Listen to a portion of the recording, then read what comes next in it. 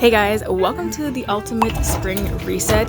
So in this video, I'm going to be tackling a lot of things that I usually don't deep clean weekly. So I do have my weekly deep cleaning routine, things like the bathroom, my bedroom, doing the laundry, stuff like that. But in this video, I'm going to be tackling things that are just kind of neglected, I guess you could say. So like my stovetop, the interior of the oven, the kitchen sink, the toasters, the blenders, all that stuff. So this seems to collect a lot of dust. Like I feel like these are like dust magnets. So here I'm using the Barkeeper's Friend. It's I think it's like an all-purpose cleanser, but I thought this was just so aesthetic to see it being like scrubbed in. You can also they have this little scrubber to take off dried foods or stuff like that. But I actually really love this glass stovetop, honestly. Chef's kiss.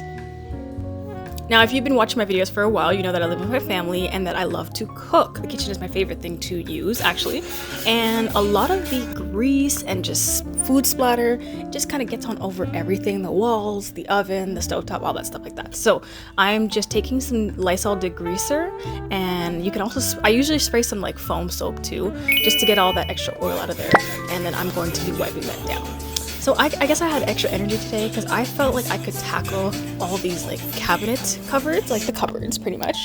And I just used the Lysol degreaser to get all that grease out.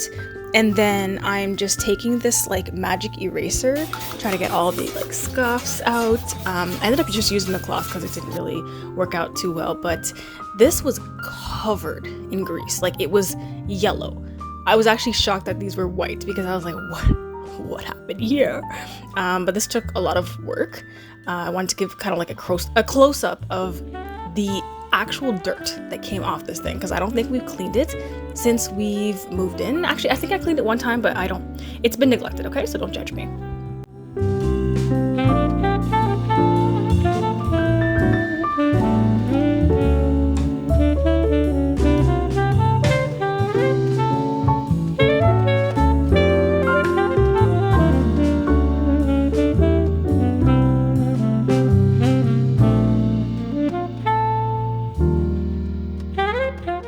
So once I tackled one area, I moved to the next, and I needed to stand on like a chair to reach these. So I see why it's not clean, because it's not really that accessible. My mom's short, my dad's super tall, so I feel like, I almost fell here. I was like, oh my god, I caught that on camera.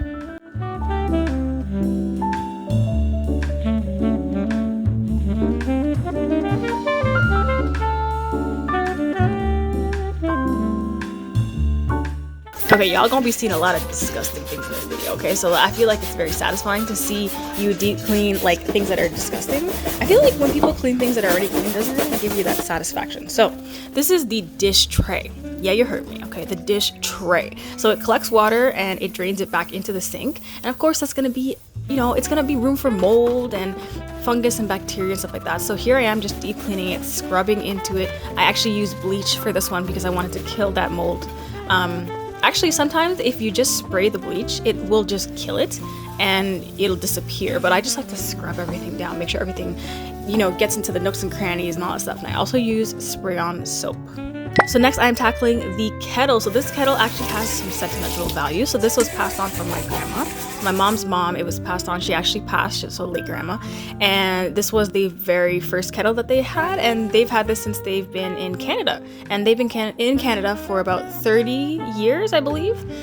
So this has a lot of sentimental value. So I know it's very outdated. I feel like it looks very chic, nostalgia. So I'm just cleaning this up, cleaning all the grease off,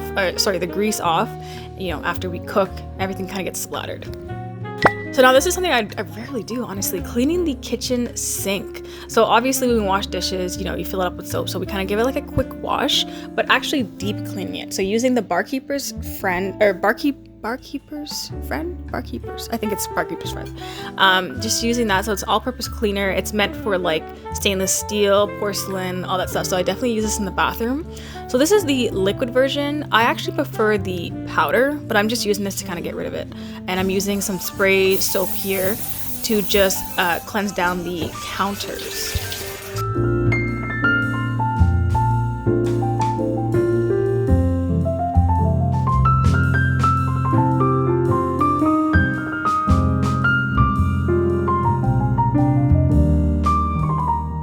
So the microwave, this gets used every single day. It definitely has some food residue, it has grease on it, it holds smell. Now I keep asking everybody if you guys have any tips for how you remove smell, but basically I just wipe every single thing down with this degreaser. I take out the glass plate, wipe that down, you know, wipe this like the top of it. Ghost. See a spice. We're using the ghost tub. Goosey, crayfish. Ghost, your products come in handy. Oh, I thought this was funny. So my brother buys like Ghost products and my dad uses it for his like African spices. It's so funny. And I tagged Ghost. And I feel like it's so satisfying to leave the, obviously the sweeping and mopping to last, because I feel like it's the creme de la creme, you know, like it's the cherry on top. So I'm just sweeping this up. Usually I vacuum, but today I just felt kind of lazy. I didn't want all that noise. And then I'm going in with it's the Method hardwood floor cleaner. So this actually, you don't have to mix it into mop water, you can just spray it directly onto the floor, but I like to also disinfect. So this has some Lysol all-purpose, you know, disinfectant in it as well. And the kitchen gets used a lot, okay? There's definitely many splatters on this floor, so this has to be mopped frequently. And I am finished and I feel so happy. Look how sparkling clean it is.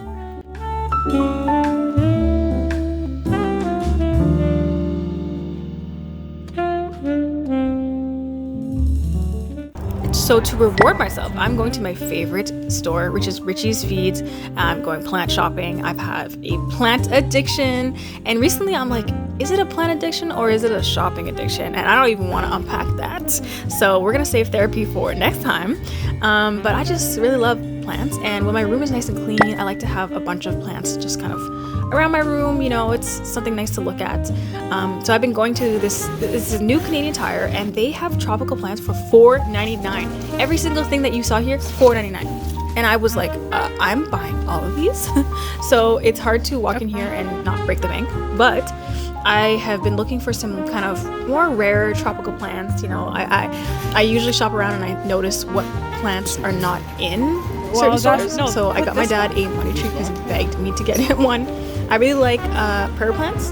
So those ones with like the nice pretty leaves, that's really pretty to me. I love them. So yeah, that is my little treat for cleaning.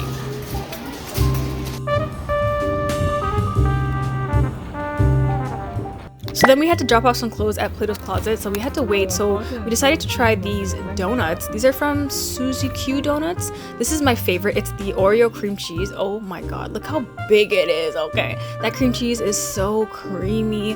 Honestly, this is a treat. Every once in a while, get one of these, but these are so freaking good.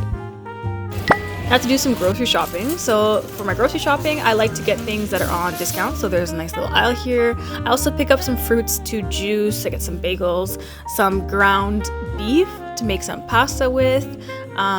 Pick up some pasta because I'm running out. And yeah, I usually make a list and then pick up everything that I need, and we're out of here.